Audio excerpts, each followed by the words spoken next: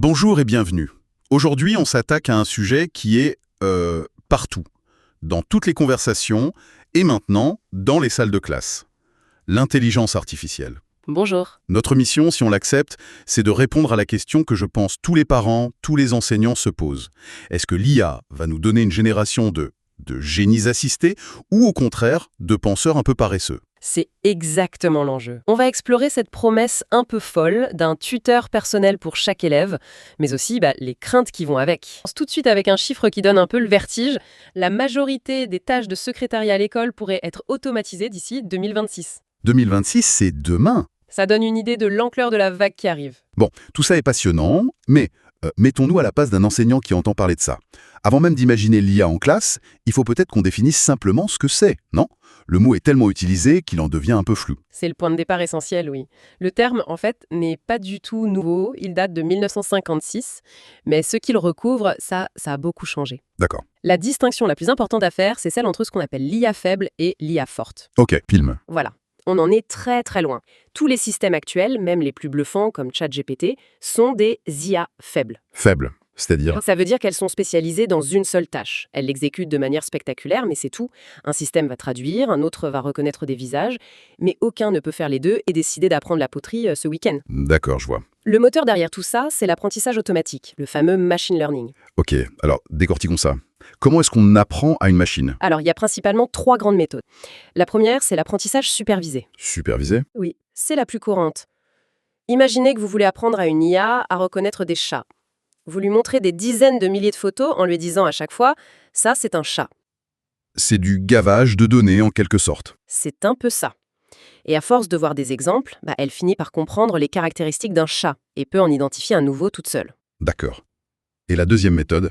La deuxième, c'est l'apprentissage non supervisé. Là, c'est plus subtil. On lui donne une montagne de données, mais sans aucune étiquette. Et on lui demande de trouver des structures, de faire des groupes cohérents. Ah oui, C'est un peu comme si on vous donnait une énorme boîte de Lego en vrac en vous disant « fais des tas logiques ». Vous finirez par trier par couleur, par forme. sans qu'on m'ait donné de modèle.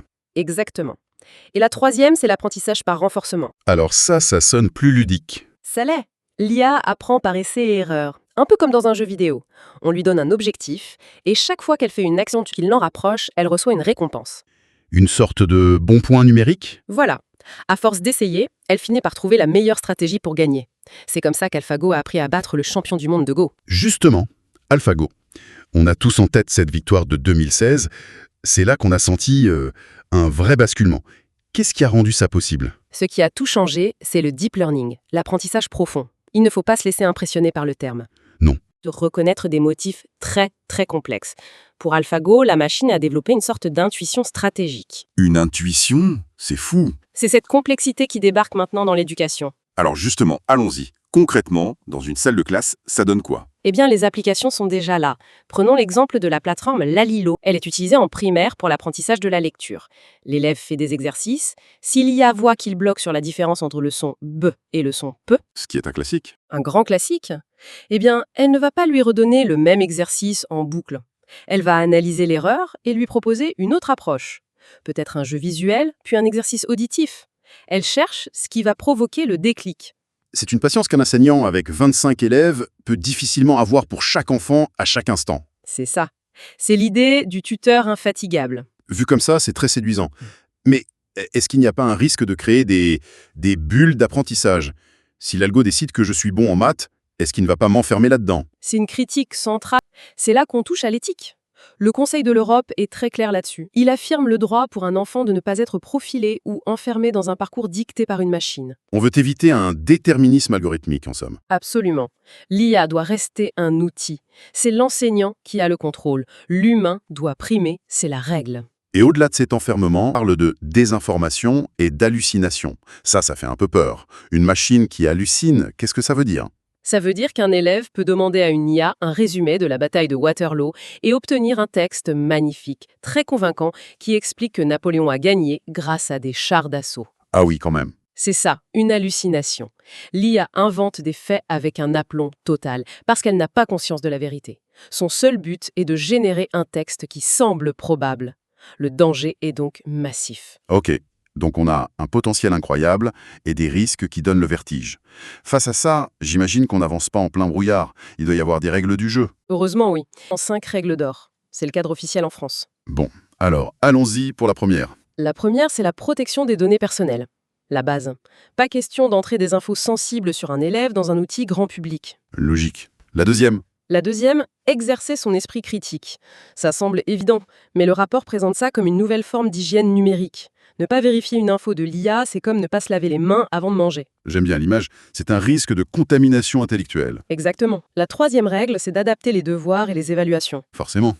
Une dissertation à la maison n'a plus le même sens. C'est ça. On n'évalue plus l'élève, mais sa capacité à parler à la machine. Il faut donc repenser tout ça, plus d'oral, plus de travail en classe. Ça oblige à réinventer une partie du métier. La quatrième règle, elle porte sur l'âge, c'est bien ça? Oui, l'usage direct des IA génératives par les élèves, c'est seulement à partir de la quatrième, et toujours encadré. Avant, on considère qu'ils n'ont pas la maturité pour prendre assez de recul. D'accord. Et la cinquième, la dernière, est plus surprenante. Elle concerne l'écologie. Oui, et c'est un point crucial qu'on oublie tout le temps. L'IA n'est pas immatérielle.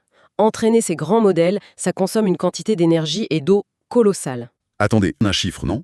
L'entraînement de GPT-3, 85 000 kg de CO2. Ça me parle pas beaucoup comme ça. C'est l'équivalent de quoi? C'est une excellente question. Pour donner un ordre de grandeur, 85 tonnes de CO2, c'est à peu près 80 vols aller-retour Paris-New York pour une personne. 80 vols? Et ça, c'était un modèle de 2020. Ceux d'aujourd'hui sont bien plus gourmands. Chaque requête a un poids écologique réel. Donc, on a ces 5 règles en France. Mais j'imagine qu'on ne légifère pas seul dans notre coin. Il y a un cadre plus large, européen. Oui, et c'est sans doute le plus important. Ça s'appelle l'AI Act. C'est une future loi européenne, la première de ce type au monde. Et est-ce qu'il y a de vraies dents dans ce règlement? Ou c'est juste des recommandations? Oh oui, il y a des dents. L'approche est basée sur le risque. Certaines applications de l'IA sont jugées inacceptables et seront tout simplement interdites en Europe. Carrément interdites. Par exemple, Par exemple, les systèmes de notation sociale ou les outils de reconnaissance des émotions dans les écoles. C'est non. C'est une position très très forte. c'est rassurant de voir qu'il y a des lignes rouges. Et ensuite, il y a les systèmes à haut risque. Eux, ils seront autorisés, mais soumis à des obligations très strictes de transparence et de supervision humaine. Beaucoup d'outils éducatifs tomberont là-dedans. On voit bien le cadre qui se dessine. Mais il faut avouer que tout ça a été chamboulé par un phénomène, ChatGPT, fin 2022. Le rapport parle d'un saut qualitatif. Qu'est-ce qui a changé au juste? Le grand tournant, c'est une architecture de réseau de neurones développée en 2017 qui s'appelle le Transformer. Le transformer. C'est ça.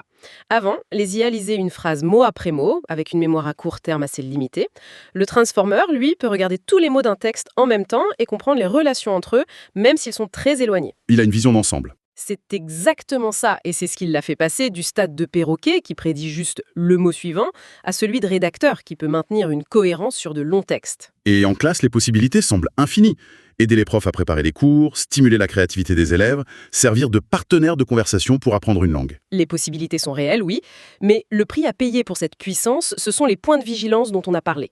Les réponses peuvent être biaisées, parce que l'IA a été entraînée sur nos propres biais humains, Elles peuvent être fausses. et surtout elles sont opaques. L'IA ne cite pas ses sources. On peut avoir une réponse géniale qui est complètement inventée. Donc le message final, c'est que ça ne remplace surtout pas un cerveau humain. Jamais.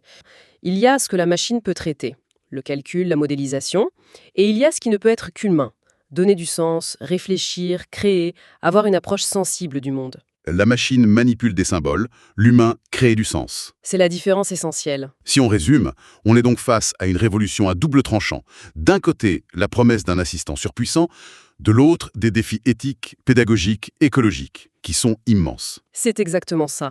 Le véritable enjeu, ce n'est pas la technologie elle-même. C'est un outil. Le vrai enjeu, c'est la vision pédagogique qu'on a. C'est la manière dont nous, en tant que société, on choisit de l'intégrer, en gardant toujours l'humain, l'élève et l'enseignant au centre du jeu. L'IA au service de la pédagogie, et jamais l'inverse. C'est la seule voie possible. Et pour finir, c'est avec une pensée, une idée assez vertigineuse, qu'il nomme l'humanisme post-IA. Oui, Il suggère que les progrès de l'IA nous obligent en fait à nous interroger sur ce qui nous rend spécifiquement humains. Si la machine prend en charge de plus en plus de tâches cognitives, alors quelles sont les compétences purement humaines que l'école de demain devrait cultiver en priorité absolue? La créativité, l'empathie, l'esprit critique. La discussion, je crois, ne fait que commencer.